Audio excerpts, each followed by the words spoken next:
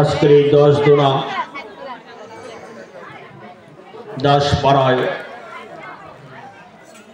24 প্রহর ব্যাপী হরিনাম সংকীর্তনের শুভ দিবস।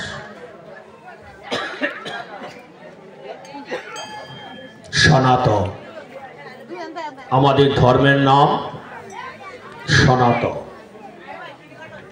শাশ্বত চিরন্তন সত্য। অনাদিকাল থেকে বর্তমান পর্যন্ত আমাদের যে শাস্ত্রগুলো আমাদের জন্য এসেছে, সমস্ত শাস্ত্রগুলোর মূল কথা হলো যে কোনো শুভ অনুষ্ঠান শুরু করার পূর্বে সে অনুষ্ঠানকে গুরুর চরণে সমর্পণ করতে হয়। কেন? গুরু কৃপা করলেই সবকিছু শুভ হয়। তাই আজকের এই অধিবাসীর প্রারম্ভে বন্দনা পর্বে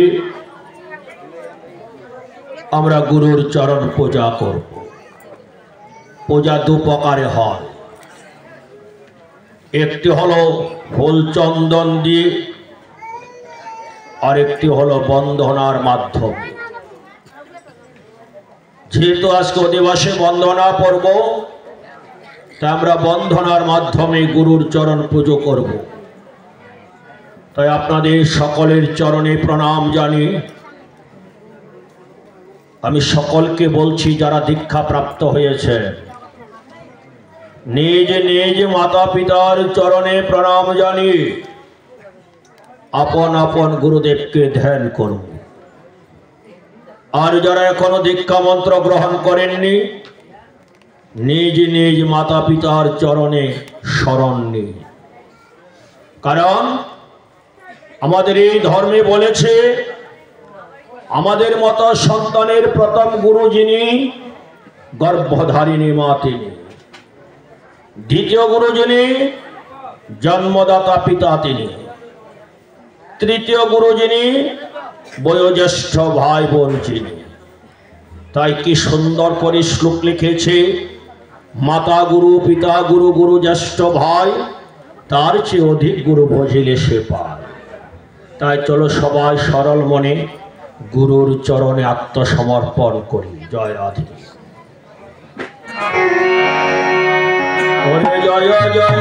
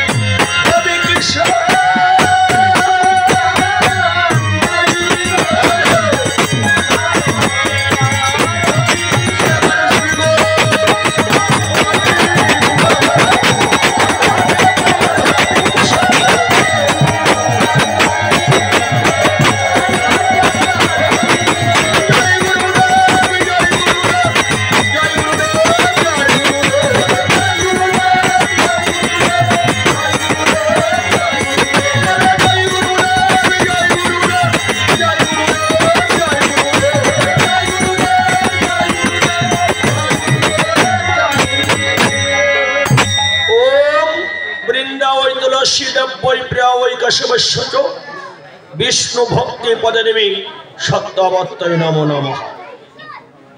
विष्णु भक्ति भक्तिते कि हय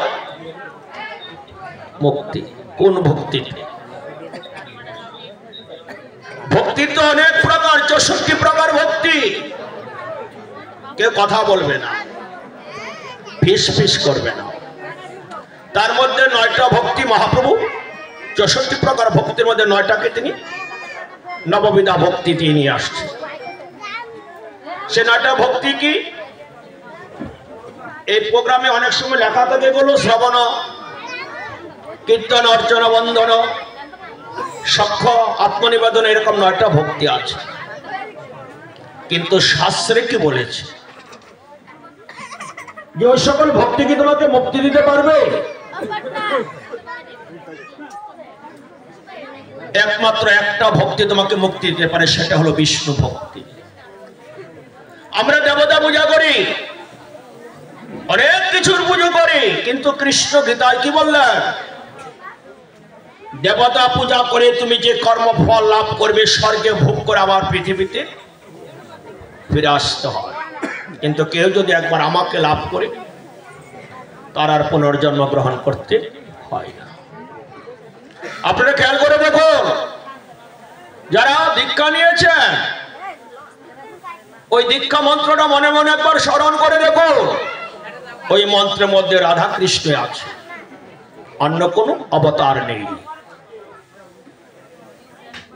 অন্য কোনো অবতার নেই কেন? ভাগবত স্পষ্ট করে বলে দিয়েছে, চেতাংশ কলা পুংস কৃষ্ণস্তু ভগবান স্বয়ং। একমাত্র স্বয়ং ভগবান হলো ভগবান শ্রী কৃষ্ণ। অনন্ত অবতার অনন্ত, ওই সকল অবতারকে অবতীর্ণ আংশিক অংশ বলা হয়, কিন্তু পূর্ণ ভগবান হলো শ্রী কৃষ্ণ। কারণ তিনি তার মার গর্ভ থেকে মাতৃজনী পথে পৃথিবীতে আসেন। রাম চার অংশে, গৌর সুন্দর তিনি আসলেন কৃষ্ণ ভজন শেখানোর জন্য। কৃষ্ণ কোনদিন গৌরাঙ্গ কোনদিন বলেন আমি ভগবান, রামও কোনদিন বলেন আমি ভগবান, কিন্তু কৃষ্ণ বলেছে আমি ভগবান। আর সমস্ত শাস্ত্র সিদ্ধান্ত অনুযায়ী এই ভক্তি, কৃষ্ণ ভক্তি, বিষ্ণু ভক্তি, নারায়ণ ভক্তি, যাই বলি মা, এই ভক্তিটা আমাদেরকে যিনি প্রদান করে থাকে তিনি হলেন মহারানী তুলসী। কারণ তুমি ভগবানের সেবার জন্য যত কিছু আয়োজন করো, যখন তুমি তুলসী পত্র ভোগে না দিবে, আর যাই করো না কেন, গোবিন্দের নামে সে নিবেদন করা যাবে না। তাই তোমাদের সকলের গলায় তুলসীর মালা শোভাবা। তোমাদের সকলকে যেন মা তুলসী আমাকে সহ মৃত্যুর পরে ভগবানের চরণে পৌঁছে দেয়, সেই লক্ষ্যে সবাই মন দিয়ে আমার সাথে তুলসী বন্দনা কীর্তন করো। মনটা দিয়ে করতে হয়।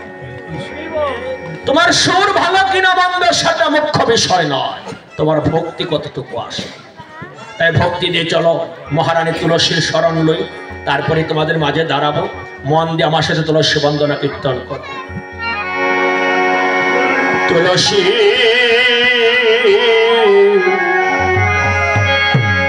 কৃষ্ণ প্রেয়সী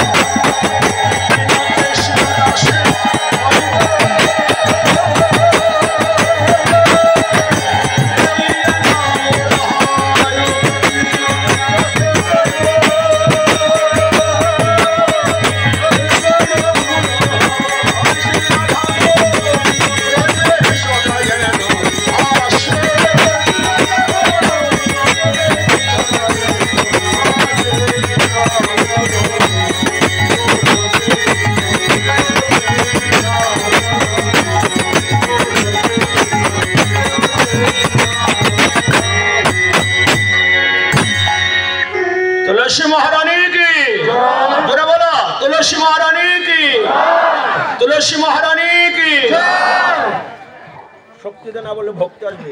হরে কৃষ্ণ।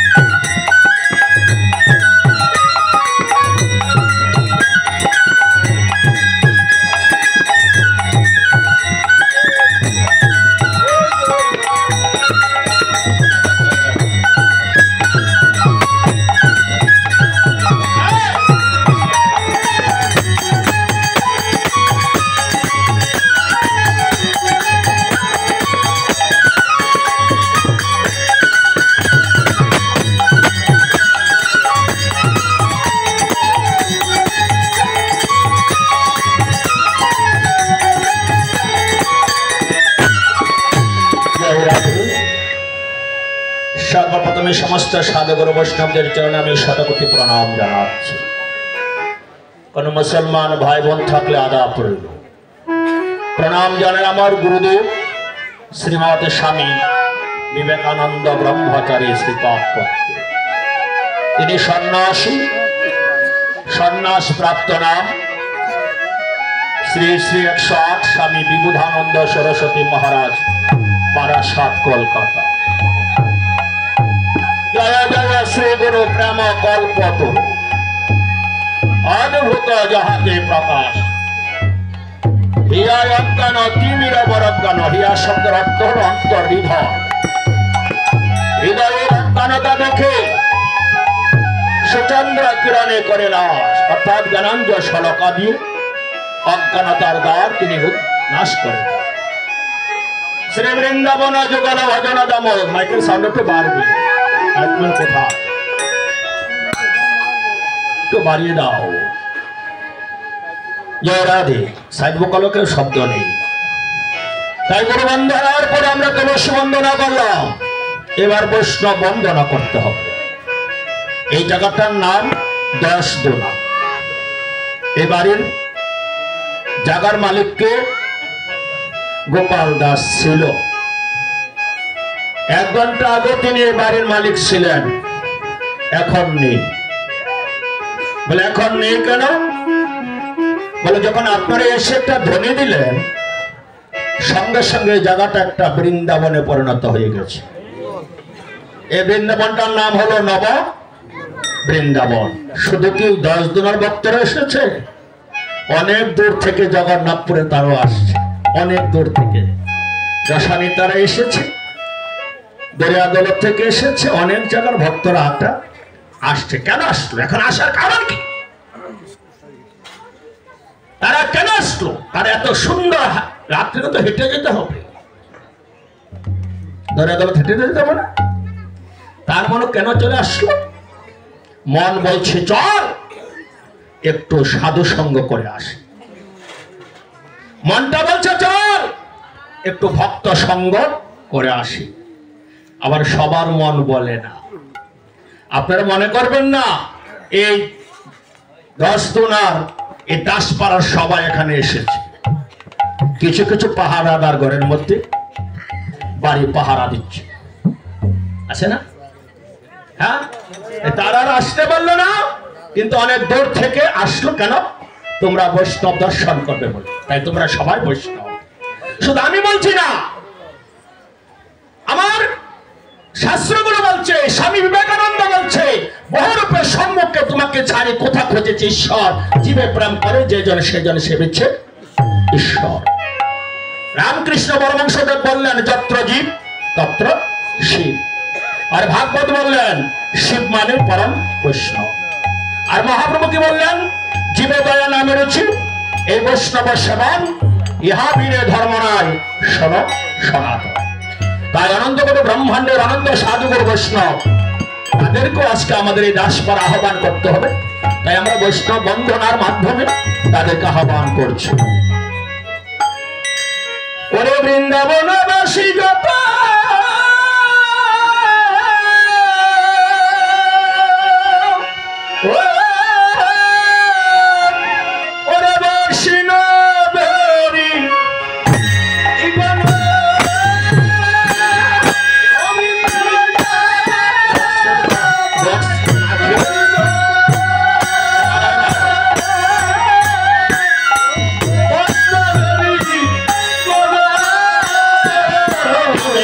প্রথমে ধনা করি এই সবারই চরণ প্রথমে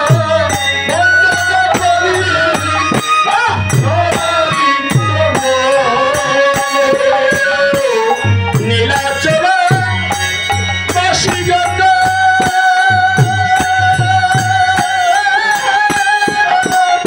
আমার মহাপ্রভু বলো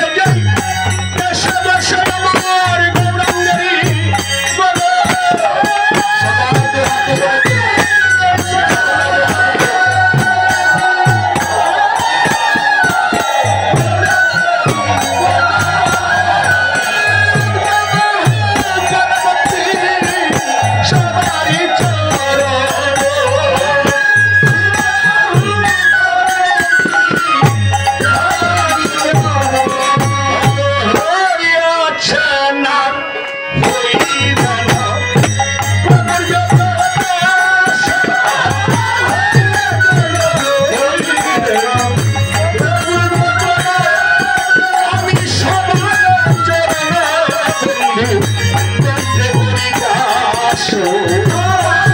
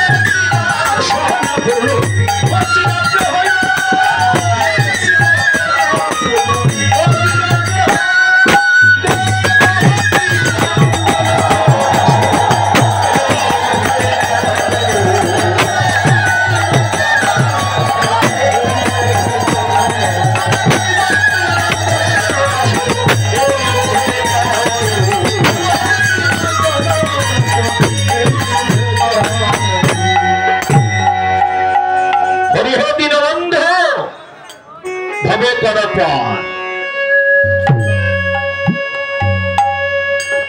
জানি না কত দোষী চরণে তোমার, কত অন্যায় কত অপরাধ করেছি, তুলাদণ্ডে মাপ দিলে আমার প্রভুর চরণে স্থান পাওয়া হবে না। কি বলছি? তুলাদণ্ড বিচারের সম্মুখীন একদিন আমাকে হতে হবে, কারণ এই জন্মটাই তোমার শেষ জন্ম নয়। জন্মের পর মৃত্যু, মৃত্যুর পর জন্ম, পরপার বলে একটা শব্দ আছে, এটা তোমাকে বিশ্বাস করতে হবে। কারণ বিজ্ঞান বলছে শক্তির কোনো বিনাশ নেই, আর গীতা বলছে আত্মার কোনো, তাই আত্মাকে হলো সুপ্রিম পাওয়ার। তোমরা যদি একটু চিন্তা করো, গীতাই বলছে আত্মাকে ধরা যায় না, ছোঁয়া যায় না, স্পর্শ করা যায় না। তাহলে জীবাত্মাকে আর আত্মাকে যে যমরাজে বিচার করবে, এটা কি যমের বাবার ক্ষমতা আছে? আত্মা যদি ভগবান হয়, একটু ভালো করে বুঝবেন, যমে কি নিবে? আত্মা নিবে না আত্মাকে। আত্মা যদি ভগবান হয়, যমে কি ভগবানের বিচার করতে পারবে? তাই বুঝার বাকি, বুঝার ভুল। এই দেহের মধ্যে 5টা আত্মা আছে, পঞ্চাত্মা। কোন আত্মা বিচার হয় না, কোন আত্মার বিচার হয়? জীবাত্মার বিচার হবে, আর পরমাত্মা পরম ভাবে চলে যাবে। জীবাত্মাকে ধরার ক্ষমতা যমরাজের আছে, কিন্তু পরমাত্মাকে ধরার ক্ষমতা আরো নেই, তার বিনাশ হয়। তাই বাবা যুগে যুগে ভগবান যুগ ধর্ম প্রচার করেছে। সত্য যুগের ধর্ম ছিল ধ্যান করা, তপস্যা করা, কারণ ওই যুগে মানুষ লক্ষ লক্ষ বছর আয়ু ছিল। ত্রেতা যুগে ধর্ম ছিল যজ্ঞ করা, অর্থাৎ যজ্ঞে যে দেবতার নামে আহুতি দিবে, সে দেবতা যজ্ঞে উপস্থিত হবে। যেমন রামের বাবা দশরথ পুত্র অন্ত্যেষ্টিক্রিয়া যজ্ঞ করেছিলেন পুত্র লাভের আশায়। সে যজ্ঞে অগ্নিদেব চৌরস নিয়ে উপস্থিত হয়েছিল। আর দ্বাপর যুগের ধর্ম ছিল সেবা পরিচর্যা, আর কলির যুগের ধর্ম হলো নাম সংকীর্তন। এত ডাক্তার অবতীর্ণ শ্রী সচিব নন্দ। সংকীর্তন কথাটা ভালো করে বুঝে ভাই। কলির যুগের ধর্ম হলো নাম, নামের সাথে কি লাগাইছে? সংকীর্তন। কেন? নাম এবং সংকীর্তন দুইটা দুই শব্দ। সংকীর্তন হলো বাদ্যযন্ত্র দিয়ে কীর্তন করা, আর নাম তো আমরা জপ করি। এই জপ করলে তোমার চোখে জল আসবে না। তুমি যদি সে ভাবুক না হও, তোমার চোখে জল আসবে না। আর যদি সংকীর্তনে এসে বসে যাও, আর কোন কীর্তনিয়া যদি সে ভাবের ঘরে যেতে পারে, পাষাণী হৃদয় পর্যন্ত, সেই হৃদয়ে ভক্তের চোখের জল দেখে তার চোখের জলও চলে আসে। তাই কথা বলে না, হরিনামে পাষাণ গলে মন পাষাণ বলে না। আমার গৌর সুন্দর এ আমাদের সকলকে নিজে আচার্য ধর্ম জীবকে শিক্ষা দিয়ে গেলেন কি করে কৃষ্ণ নাম করতে হয়, আমাদের কীর্তন কিভাবে শুনতে হবে। তিনি একটা শ্লোক লিখে দিয়ে গেলেন, ত্রিনাদপি শুনিচর তরুরীব সহিষ্ণুনা অমানি না মানি দান কীর্তনিয়া সদা হরি। তাই এই সংকীর্তনের পিতা যিনি, আমার গৌর গুণমণি তিনি, এখন ওনাকে আহ্বান করে আনতে হবে শ্রীরাম নবদ্বীপ থেকে। আজকের এই বাঞ্চারামপুর 10 দুনায় দাসপাড়া কি করে আনবো? তাকে আনার ক্ষমতা যে আমার নাই, তাকে টাকা দিয়ে আনা যায় না, তাকে পয়সা দিয়ে আনা যায় না, জ্ঞান দিয়ে আনা যায় না। যে যত বেশি জ্ঞানী তার ভক্তি তত দূরে। তাকে আনার একটাই পথ, সেটা হলো সরল মন আর 2 ফোঁটা চোখের জল। আমাকে এনেছো তোমরা অধিবাসে, আহ্বান করতে হবে, সেই শক্তি আর আমার নেই, আমার ভক্তি হলে তোমরা যদি আমার মহাপ্রভুকে স্মরণ করো, তোমাদের হৃদয় মন্দিরে এসে তিনি উপস্থিত হবে।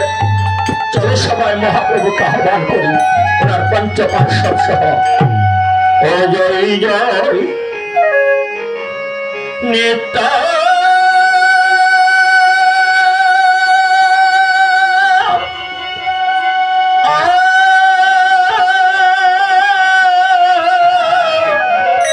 নন্দদ্বৈত ও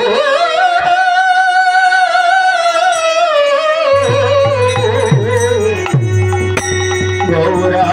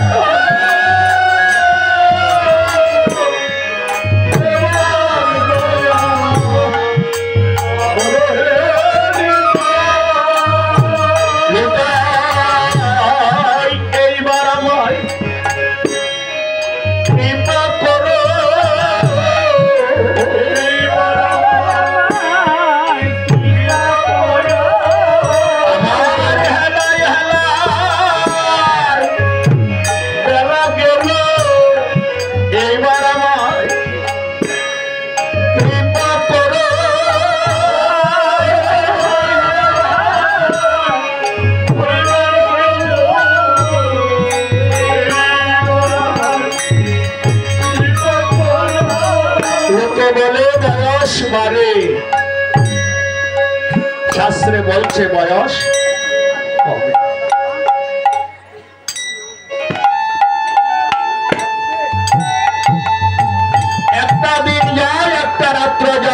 একটা দিন করে আমাদের সকলের জীবনের বেলা চলে যায়। অধিবাস কীর্তন হবে একটু পরে। আর আমার মহাপ্রভু দেখো মা, বাদ্যযন্ত্র বাজিয়ে জল ভরিয়ে এনেছো, বড় বসাবে। আর তোমার আমার জীবনের আরেকটা অধিবাস হবে, শেষ অধিবাস।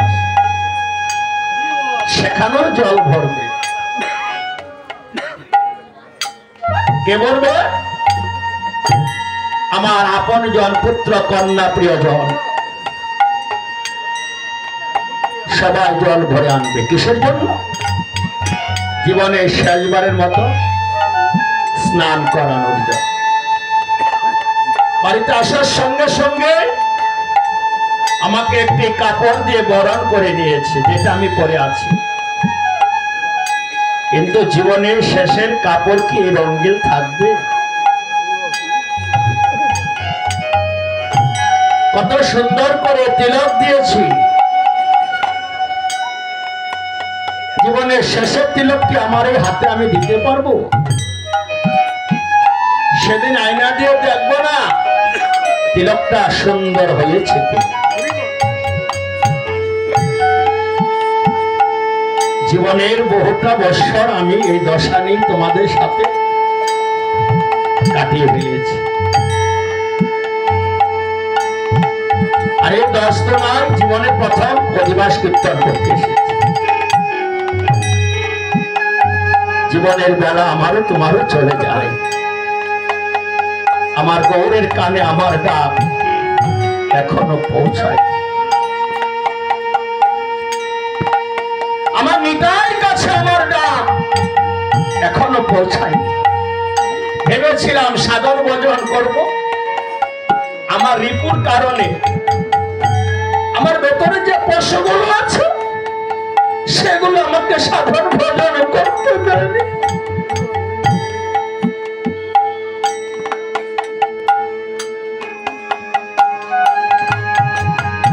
আমি কি অপরাধ করেছিলাম যে তুমি আমাকে এমন কষ্ট দিয়েছ?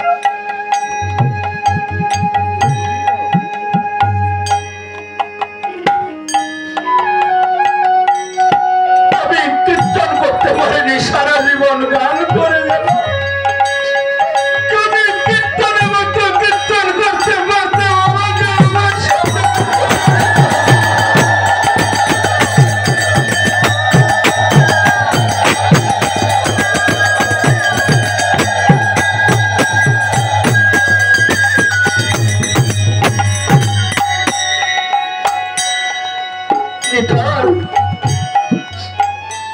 আমার এই জীবনে তোমার দর্শন পাওয়া আমার হলো না, কিন্তু আমাকে আমার জীবনের শেষের দিন তুমি কিন্তু আমাকে ছেড়ে দিও না। আর তোমাদের সকলকে বলি, জীবনের শেষ তিলক যেন তোমাদের চরণে ধুলি হয়। তার পরীক্ষা তোমার একটা গান রেখেছে, আমি যেদিন যাব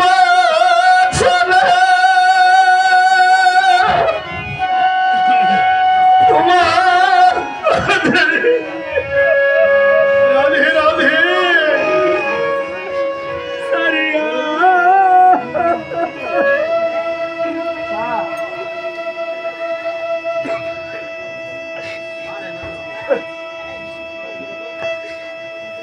চল চল চন্দনের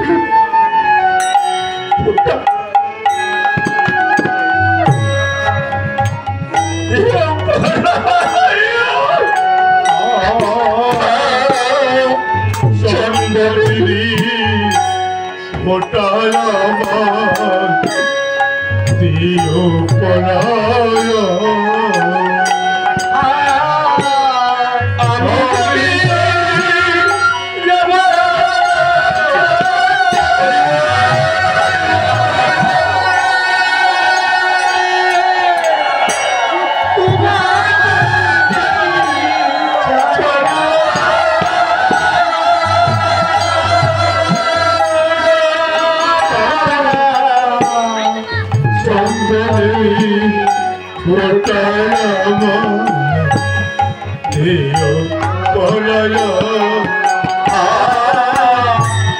চন্দনেরি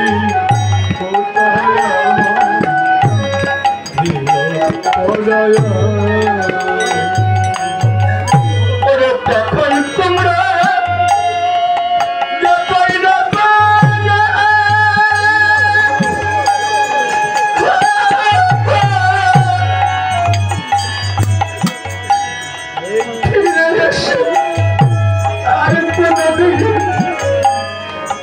কথা বলবো না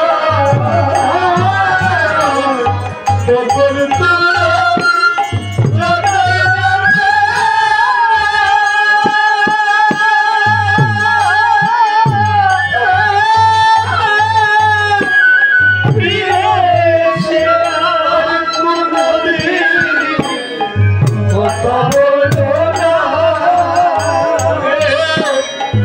যখন তোমরা যতই না পাবে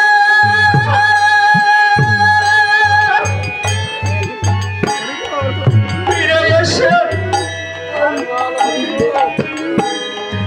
কথা বলবো না তখন তোমরা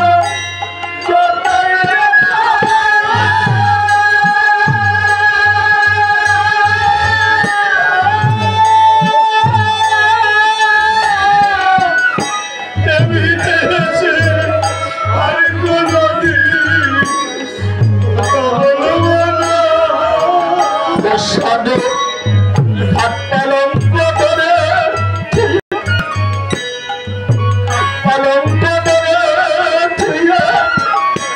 শ্মশানঘাটে অবশ্যই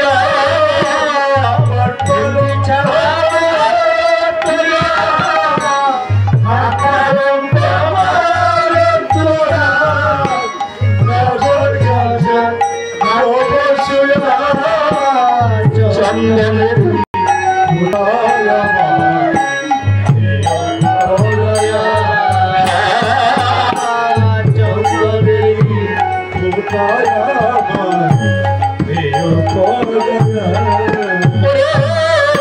স্ত্রী পুত্র সোনার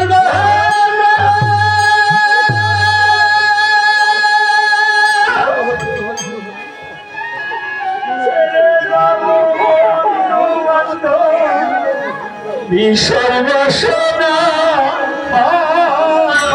স্ত্রী পুত্র সোনার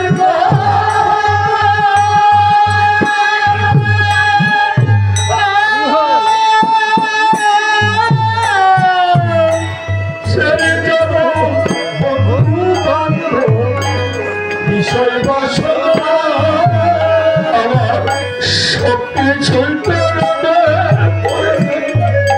সবকিছুই দেখব মায়া সবকিছুই সবকিছুই দেখব মায়া আসিয়া চন্দনেরি মোটায় আমার দিও পায়া চন্দনেরি মোটায় আমার দিও পায়া ওই আমার এমন ভাগ্য হবে হবে ভাগ্য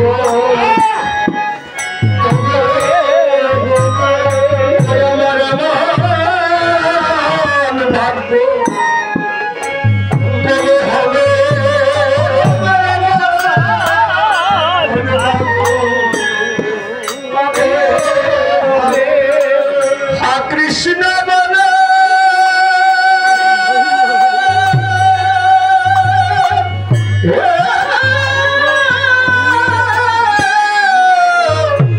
প্রাণটা দিবে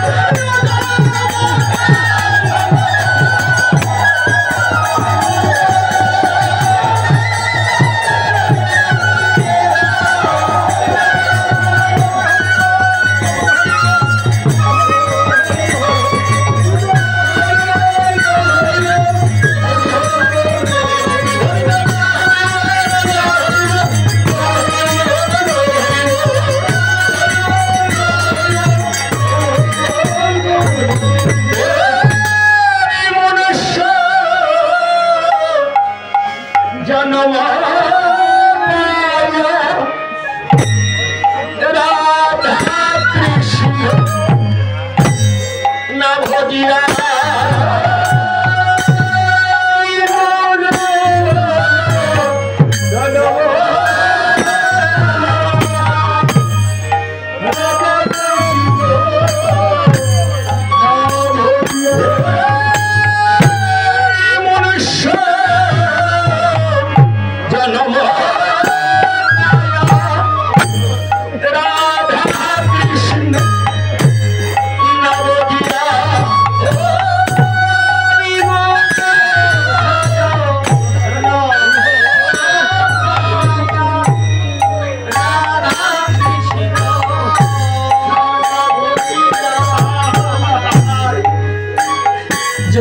শুনিয়া বিশ্ব খাইল রে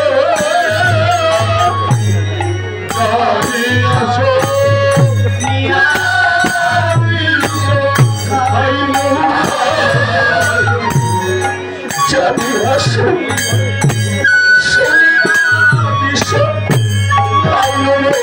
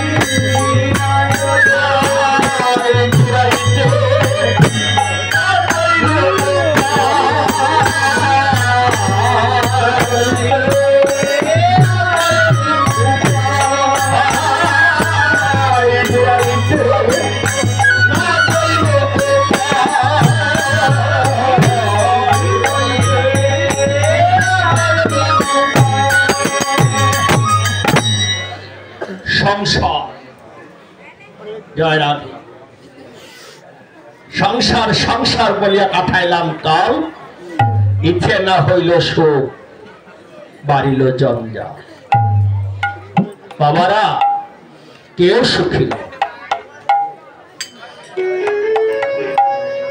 কেউ সুখী নয়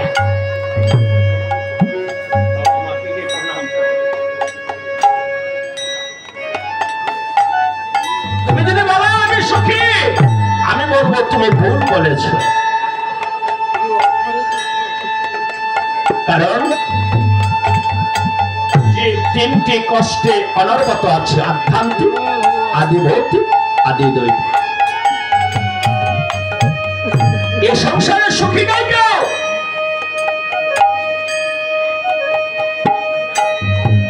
চৈতন্য চরিতামৃতে তিনি মহাপ্রভু বললেন সুখী বলি কারে বলো কৃষ্ণ নামের সুখী যে সুখী বলি তারে আর ধনী বলি কারে বলে কৃষ্ণ নামের ধনী যে ধনী বলি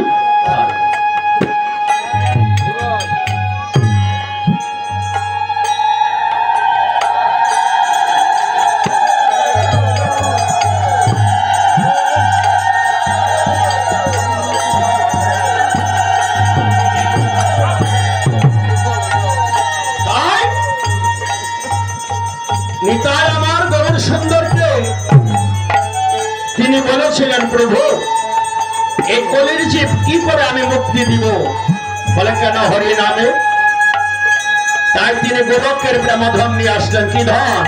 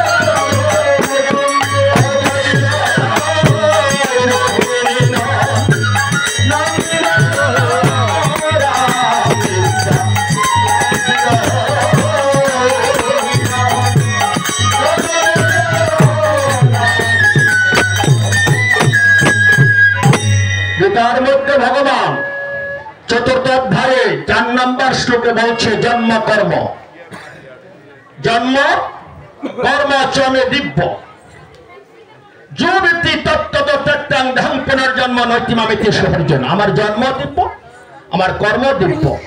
যে ব্যক্তি তত্ত্ব কথা জানে তার আর পুনর্জন্ম গ্রহণ করতে হয়। ভগবানের জন্ম আছে? হ্যাঁ, ভগবানের মৃত্যু আছে? এ তো আবির্ভাব তিথি, আবির্ভাব বাবা, সেই জন্য শাস্ত্রগুলো পড়তে হয়। সন্তান যদি মার গর্ভ থেকে প্রসব হয়, তার চিৎকারে পাড়াপড়শি জেগে ওঠে না? আর দেবকী ঘুম থেকে জেগে উঠেছে, সন্তান শুয়ে রয়েছে। তা তুলছেন যেবার কথাটা ভেঙ্গে বলি, সুতবার পৃষ্ণে, সুতবার পৃষ্ণে স্বামী স্ত্রী হাজার হাজার বছর তপস্যা করে বলেছিল, নারায়ণ বলেছিল কি চাও? বলে আমি তোমার মতো সন্তান চাই। তোমার মতো। তখন নারায়ণের কয় হাত? নারায়ণের কয় হাত? এখন তোমার মতো সন্তান চাই। ভগবান বললেন পাবে। তথাস্তু। কোন যুগে? বলে দ্রাপরে। তার পূর্বে আরো অনেক ঘটনা ঘটেছে, সেগুলো বলতে গেলে তো আবার অন্যদিকে যেতে হয়। আপনি ছোট্ট প্রশ্ন করে সেদিকেই যায়। এবার কৃষ্ণ আসলো, আবির্ভাব হয়েছে চতুর্ভুজ রূপে। তার আগে বসুদেবকে, দৈবকীকে ভগবান কংসের কারাগারে নিজ রূপে সে তাকে অনেক পরে বুঝিয়েছিল, আমি আসছি, আমি আসছি, তুমি আমাকে নন্দালয়ে রেখে আসবে। তখন বসুদেব বলেছিল 14টা তালা, আমি যে কারাগারে আছি, আমার হাতে শিকল, পায়ে শিকল, আমি হাঁটার মতো কোনো পথ নেই। বলে আমি আসার সঙ্গে সঙ্গে তোমার সব বন্ধন মুক্ত হয়ে যাবে। তাই তিনি অনেক উপদেশ দিয়ে চতুর্ভুজ রূপে আসলেন। কয় ভুজ? কৃষ্ণের কয় হাত? কয় হাত? আইসে কয় বুঝে? 4 বুঝে। তাহলে 2 হাত কোথায় গেল? সুবোধ মজুমদারের গ্রন্থে একটা লিখছে, আরেক গ্রন্থে আরেকটা লিখেছে। এক গ্রন্থে লিখেছে দেবতারা কৃষ্ণকে বলেছিল, প্রভু তুমি যদি চতুর্ভুজ হয়ে যাও, তুমি তো লীলা করতে পারবে না, তাই জন্মগ্রহণ তো করেছো, মা চেয়েছিল চতুর্ভুজ, তুমি তো চতুর্ভুজ রূপে এসেছো। বলে হ্যাঁ, 2টি হাত আমাদের কাছে বন্ধক দিয়ে দাও। এটা হলো এক শাস্ত্রে। আর সুবোধ মজুমদারের ভাগবতে আছে, ওই যে যমুনা পানের সময় কৃষ্ণ যমুনার মধ্যে পড়ে গেলেন। কেন পড়লে জানো?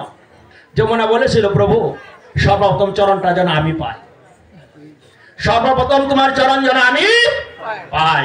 আর এই নবজাতক সন্তান আবার পরে কি করে? নড়াচড়া করার ক্ষমতা আছে?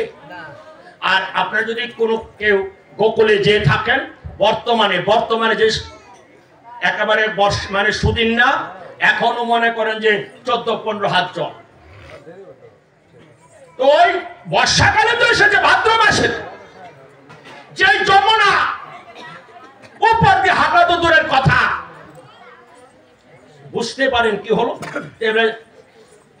বসুদেবের সামনে দিয়ে আরেকটা প্রাণী গিয়েছিল। সে প্রাণীটা কি? শ্রীগাল। শ্রীগালটাকে ওই যোগমায়া পথ দেখাইছে, যে পথে আয়।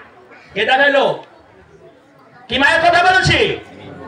যোগমায়াকে আর মহামায়াকে। এত কথা বলে যায়, কেউ কোনোদিন মনে রাখে না। গীতায় ভগবান শ্রীকৃষ্ণ বলেছে যোগমায়া উপাশ্রিতা, যোগমায়া উপাশ্রিতা। যোগমায়া ভগবানের অধীন, আর মহামায়ের অধীনে আমরা সবাই। যোগমায়াকে অবলম্বন করে কৃষ্ণ লীলা করেছে। সেজন্য কৃষ্ণ গেল নন্দের ঘরে, যোগমায়া আসলো কংসের কারাগারে। যাই হোক, সেখানে পথে পড়ে গেল। ওই সুবোধ মজুমদার বলছে, ওই 2 হাত যমুনার কাছে বন্ধক দিয়ে গেল। আচ্ছা, সন্তান যদি পড়ে যায় নদীর মধ্যে, খুঁজে পাওয়ার কোনো ব্যবস্থা আছে? আবার কৃষ্ণরে পাইছে। তাই তিনি আবির্ভাব হয়েছে, তিনি জন্মগ্রহণ করেনি। কৃষ্ণ ছাড়া আমরা বলি সবাই মায়ের গর্ভ থেকে ঝুলিপথে জন্মগ্রহণ করেছে, একমাত্র কৃষ্ণই মায়ের ঝুলিপথে জন্মগ্রহণ করে। এই জন্য ভাগবত বলছে কৃষ্ণস্তু ভগবান স্বয়ং। গীতার মধ্যে রাধার নাম আছে, কৃষ্ণ নাম আছে,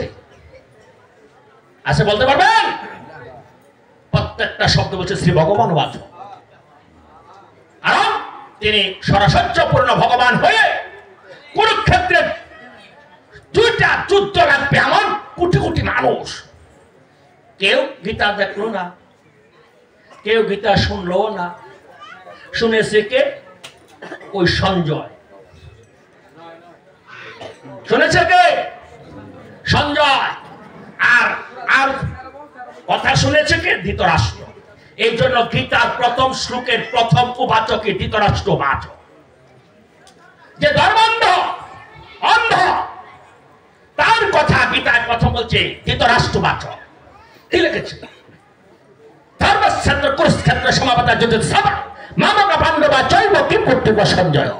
সঞ্জয়, আমার পুত্রগণ, পাণ্ডুর পুত্রগণ ধর্মক্ষেত্রে কুরুক্ষেত্রে তারা কি করছে? তারপরে শ্লোকটা আসলো কি? সঞ্জয় বাচক। সঞ্জয় উবাচ। তাহলে গঙ্গাপুত্র বিশ্ব গীতার জ্ঞান শুনলো না, একেবারে যে মহাজ্ঞানী বিদুর শুনলো না, পৃথিবীর কেউ শুনলো না। শুনেছে দেবতারা। কেন? সূর্যকে তিনি যে জায়গায়, সময়কে তিনি বন্ধ করেছিলেন। সময় চলতে পারবে না, সময় তুমি চলতে পারবে না। সময়কে যিনি আটকে রেখেছিলেন তিনি হলেন ভগবান কৃষ্ণ। তখন তিনি কৃষ্ণ না, তিনি ভগবান হয়ে এই জ্ঞান তিনি অর্জুনকে দিয়ে বলেছিল, অর্জুন এই জ্ঞান আমি পূর্বে সূর্যকে বলেছিলাম, সূর্য তার পুত্র মনুকে বলেছিল, মনু তার পুত্র ইক্ষাকুকে বলেছিল। কালক্রমে গীতা জ্ঞান লোপ পেয়েছে, তাই এই ক্ষেত্রে এসে আমি তোমাকে আবার পুনরায় সেই জ্ঞান দান করছি। সেই জন্য কৃষ্ণ ভগবান। আর যত ভগবান আমরা বলি সবাই অংশ বা আংশিক। একমাত্র ভগবান মানে কি? ভগ শব্দের অর্থ কি? যার জ্ঞান আছে তাকে বলে জ্ঞানবান, যার ধন আছে তাকে বলে ধনবান। আর ভগবান 6টা গুণের অধিকারী। যে সড়ক 6 সেদিকে যাবো না বাবারা, কত প্রশ্ন তো হয়ে যায় অধিবাসে। কি বলছি? জয় জয় যশোদানন্দ।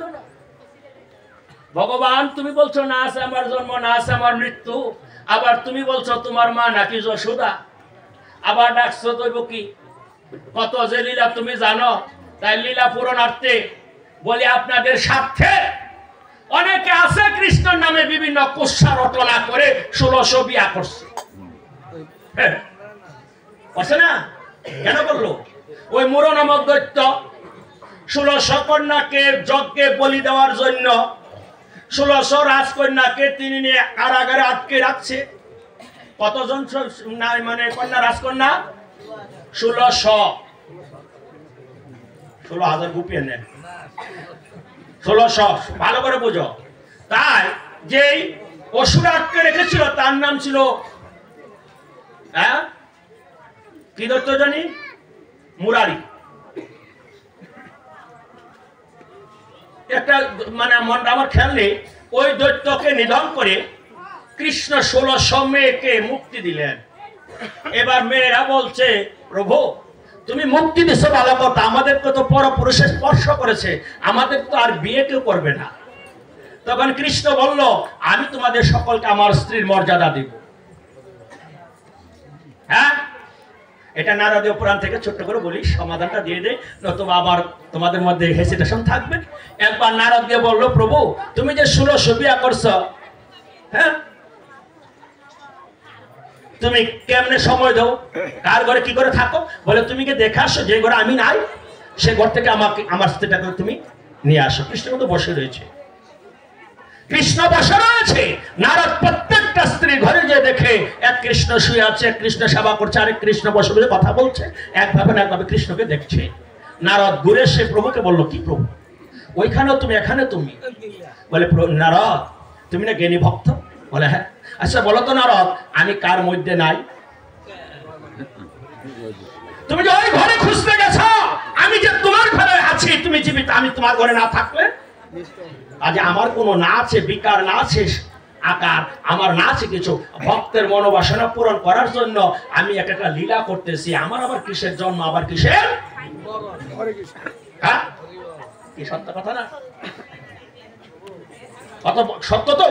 তাই যদি কেউ কথা বলে বলবে ঠিক আছে, তাহলে তোমরাও 1600 করে দেখাও।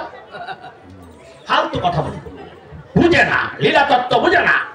তাই কলিতে কি বললো মা? জয় জয় যশোদানন্দ। কলিতে গৌরাঙ্গ কি অঙ্গ? গৌর অঙ্গ। এই নামটা দিল কে? কৃষ্ণ নাম জানিল গর্গমুনি ধ্যানেতে বসিয়া। রাম আসছে মহাদেবের 60,000 বৎসরের ফল। আর ভক্ত চূড়ামণি অদ্বৈত হুঙ্কারে ধ্বনির তীরে 2 অঙ্গে 1 অঙ্গ গৌরাঙ্গ হলো আমার নবদ্বীপ ধামে। 2 অঙ্গে 1 অঙ্গ তপ্ত কাঞ্চন রাধে বৃন্দাবনেশ্বরী। রাধারানীর গায়ের রং যেমন স্বর্ণের মতো, আমার গৌরের রং তাই 2 অঙ্গে 1 অঙ্গ। গোবিন্দ এবং রাধা, গোবিন্দ বানান করতে গু গয়ুকার, রাধা বানান করতে রয়াকার গৌরা। তপ্ত সুন্দর অঙ্গ দেখে তার নাম দিল কি? গৌরাঙ্গ। তাই মা, যদি গৌরাঙ্গ না হইতো কেমনে হইতো, কেমনে ধরিতাম ঢে। এই রাধার মহিমা প্রেম রসসীমা জগতে জানা থেকে এক রাধাকে দেশে বলে হাজার হাজার ভক্ত এখন কৃষ্ণ নামে কাঁদে। এক রাধাকে দেশে রাধার ভাব কান্তি প্রেম বিলাস নিয়ে অবতীর্ণ নদীয়াতে। কয়টা? ভাব কান্তি প্রেম আর বিলাস, তাই না? তাই এই জিনিসগুলো জানতে হয়। কৃষ্ণ নামে কেন চোখের জল আসে? শুধু হিন্দুর আসে? শুধু হিন্দুর আসে নাকি? বিশ্ব আমাদের বিদ্রোহী কবি কাজী নজরুল তিনিও তার কবিতা লিখেছে সখী। সে হরি কেমন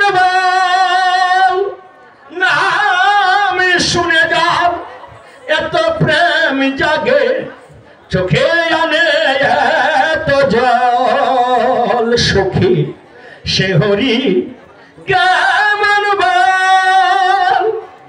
হ্যাঁ, আমার গৌরের অঙ্গ।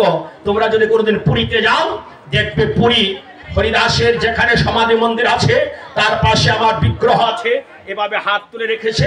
অর্থাৎ কৃষ্ণ কৃষ্ণ বলে যখন জপ পতিত সমুদ্রের জলে সেই দৃশ্যটা রেখে দিয়েছে। তাই আমার গৌর সুন্দর আমাদের মতো সন্তানদেরকে উদ্ধার করার জন্য তিনি হরিনাম এনেছে, কিন্তু তিনি কিন্তু প্রচার করেনি। প্রচার করেছে কে? বলে ভাই নিতাই ওঠা বসা করবে না। প্রতি ঘরে ঘরে যে করে এই ভিক্ষা, ভজ কৃষ্ণ কহ কৃষ্ণ কর কৃষ্ণ শিক্ষা। তাই নিতাই কি করেছে? ও নিতাই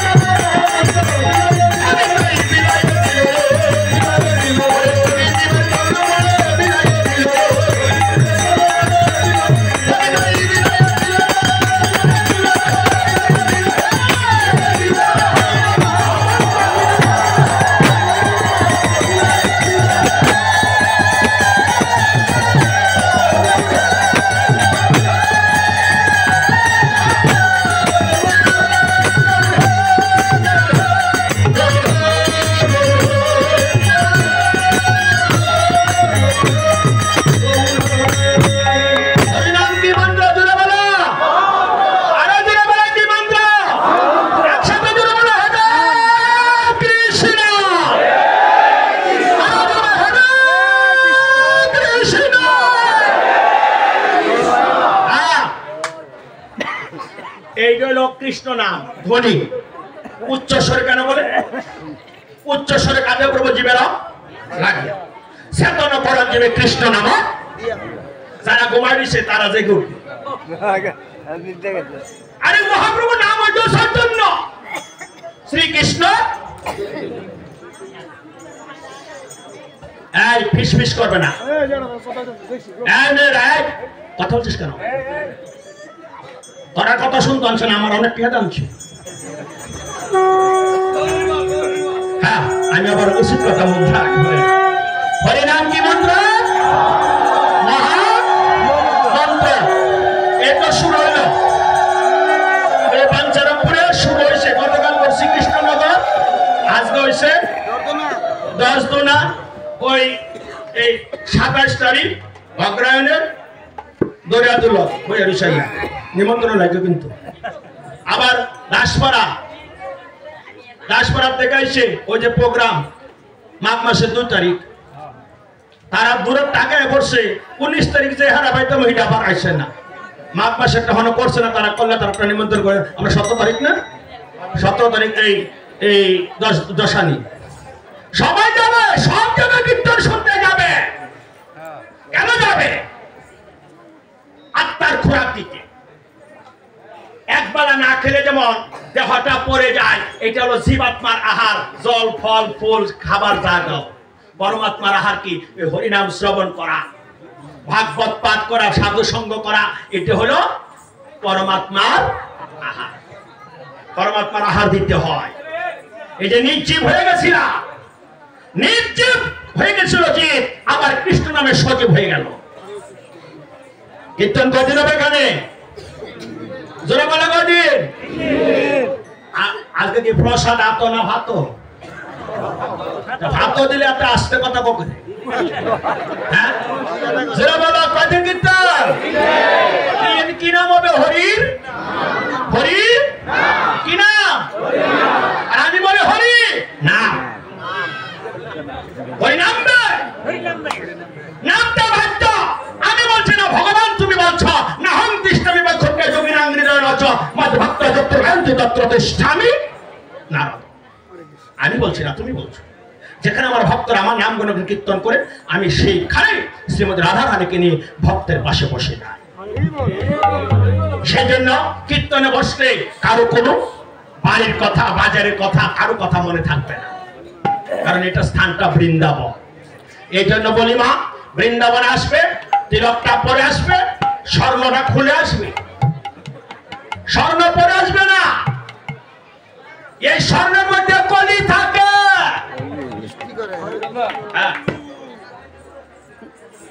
জয় রাধে, ভগবান মঙ্গল করো। স্বর্ণ কি থাকে?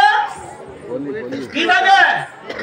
এই জন্য আমি প্রত্যেক আসরে বলে যায় যে সাধু গুরুরা তুলসী মালার সাথে স্বর্ণের গুঁড়ো ভরেন, বালা হয়ে যান গা।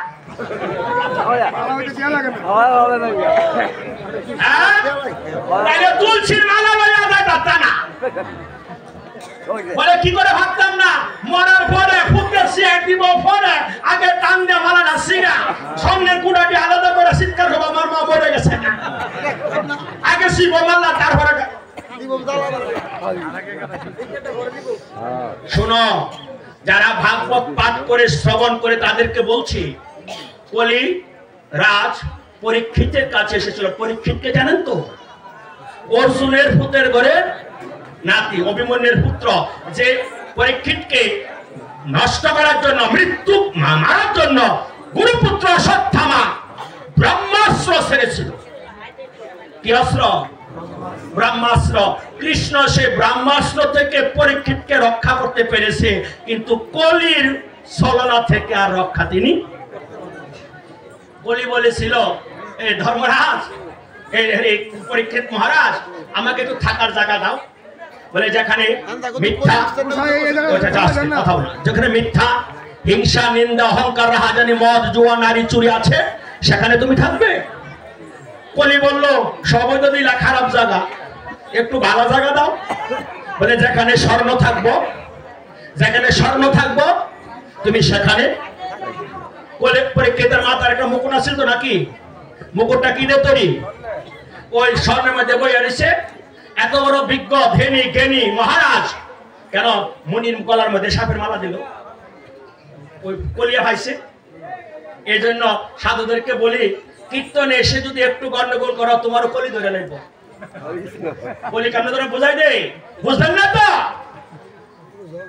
বলি রে চলিতে বামন রূপে আসলো হরি ধরাতে। বামন বাউন্না হিসাব, বামন বাউন্না কই আমরা চলতি ভাষা। এসে বলেছিল বলি আমি ত্রিপাদ ভূমি চাই।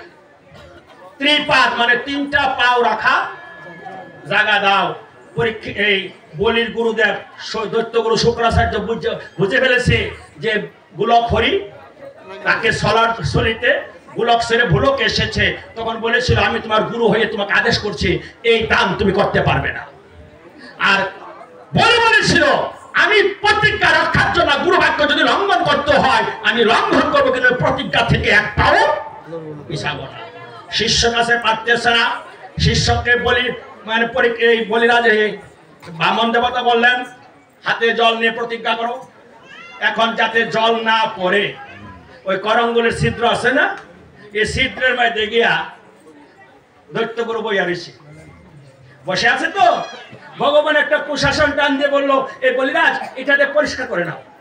যে মাত্র কুশাসন দিয়ে আঘাত করেছে বলির এই ডান চোখটা নষ্ট হয়ে গেছে। তখনই বলি এসে বলেছিল, এই শুক্র দৈত্যগুরু বলেছিল প্রভু তুমি জানো আমি এখানে আছি, তুমি জেনে আমার চোখটা নষ্ট করে দিলে। তবে শোনো আমি অন্য যুগ না পারো কলি দিকে পারবো, প্রত্যেকটা ভক্তের চোখের মধ্যে বসে থাকবো। সুযোগ পেলে তারে ঘুমে ধরাই দিব, আর সুযোগ পেলে তারে আসর থেকে মনটা বাড়ি নিয়ে দিব।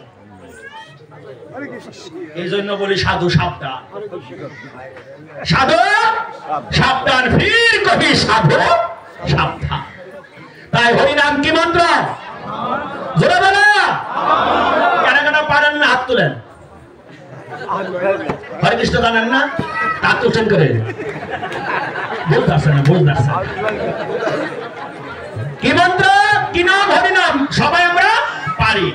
দেখো রামকৃষ্ণ পরমহংসদেব বলেছিলেন যত মত, আর আমি নিউটন দেবনাথ প্রায় আসরে বলি যত মত শেষে গিয়া সব এক পথ। মরা যখন স্থিতায় তুলে হরে কৃষ্ণ ছাড়া আর কি বলে? তার মানে বোঝা যায় হরিনাম আইতো দায়িত্ব হরিনাম। আগে তো আতর ঘরের মধ্যে এই মা সন্তান হলে কি করেছে, আলাদা করে একটা ঘর করে তার চারপাশে কি নাম দিয়ে বেড়া দিচ্ছে? এই আইতো হরিনাম, যাইতো হরি নাম। তাই একটু সবাই আমার সাথে হাত তুলে দেখাও তো, কঠিন সুর। হ্যাঁ, হরে কৃষ্ণ হরে কৃষ্ণ কৃষ্ণ হরে হরে হরে রাম হরে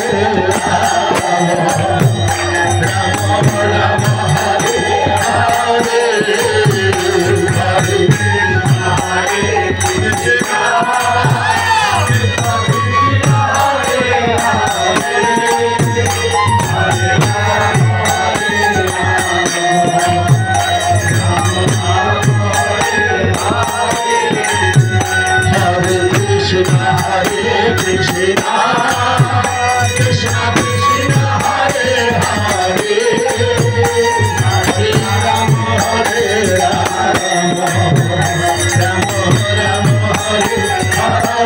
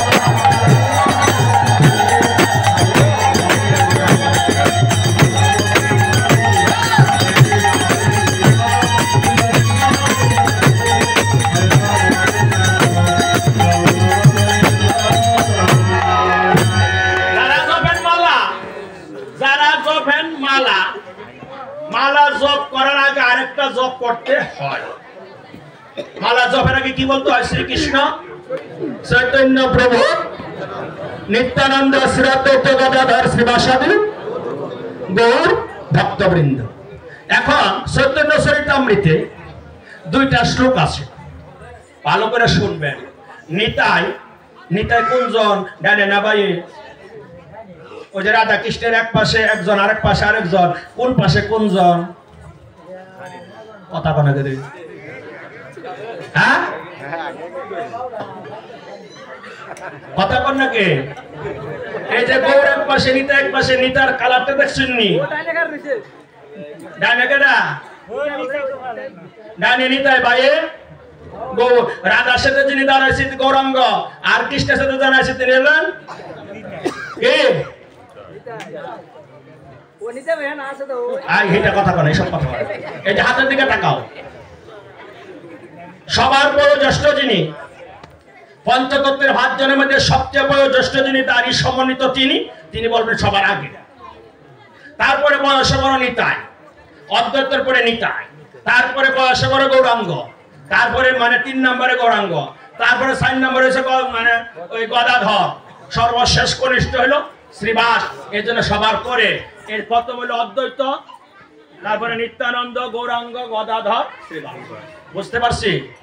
হ্যাঁ, নিতাই বলছে বজ গৌরাঙ্গ, কহ গৌরাঙ্গ, লহ গৌরাঙ্গের নাম। যেজন গৌরাঙ্গ বজে সেজন আমার। আর গৌরাঙ্গ কি কইছে? বজ কৃষ্ণ, কহ কৃষ্ণ, লহ কৃষ্ণের নাম। যেজন কৃষ্ণ বজে সেজন আমার। এখন গৌরাঙ্গের কথা শুনলে কৃষ্ণ ভজন করতে হবে, নিত্যানন্দ কথা শুনলে গৌরাঙ্গের ভজন করতে হবে। মানে জামোটা কোন দিকে? এটার উত্তরটা আইব 10 গুণা সহজ। আসরে যারা আছেন, আমরা 8 জন ছাড়া সবাই একটা শ্রীগুরু নামে ধ্বনি দিবেন, ধ্বনি দিলে উত্তর আইব। জোরে ধ্বনি দেন, ধ্বনি দেন।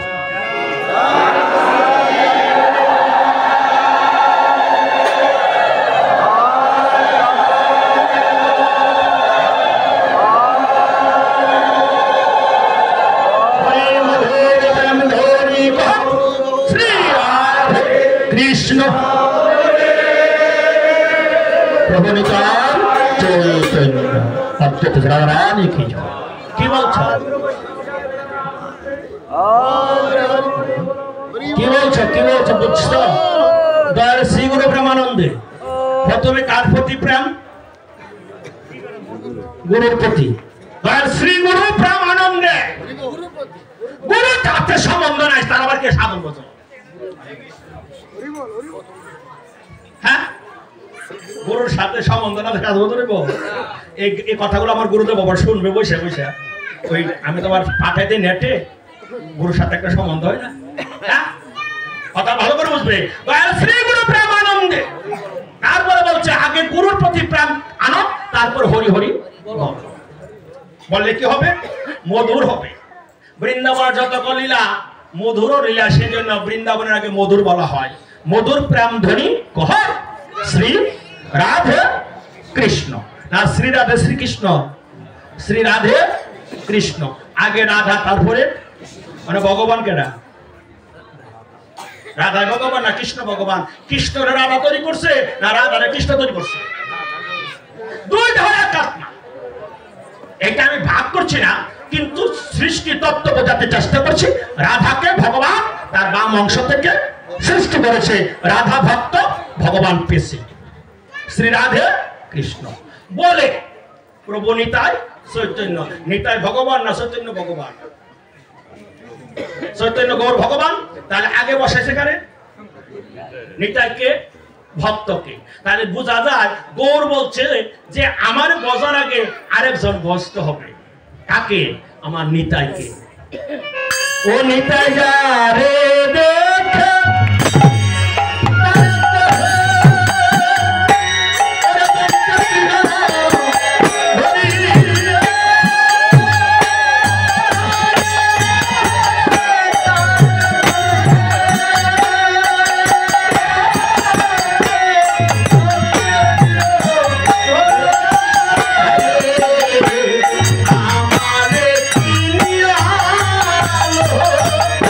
আর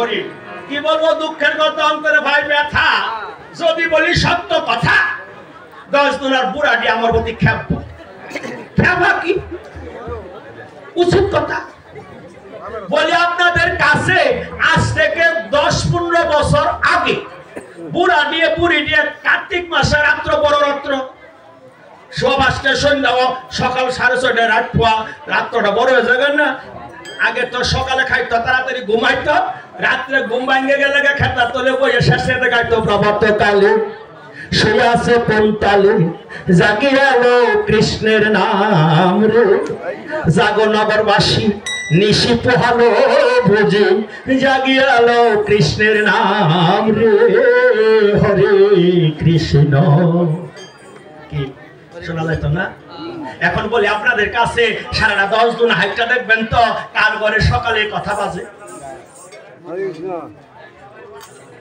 এই বুড়িটা নষ্ট করছে শাস্টলে আর বুড়িটা খাইছে টিপি গোপন কথা হ্যাঁ তাই সবারও বলি সকালে উঠতে হরি নাম গুরু নাম করতে হয় আমার সাথে একবার সবাই গো ভজন করবে সবাই গাইবা ওরে ভজন গৌরাঙ্গ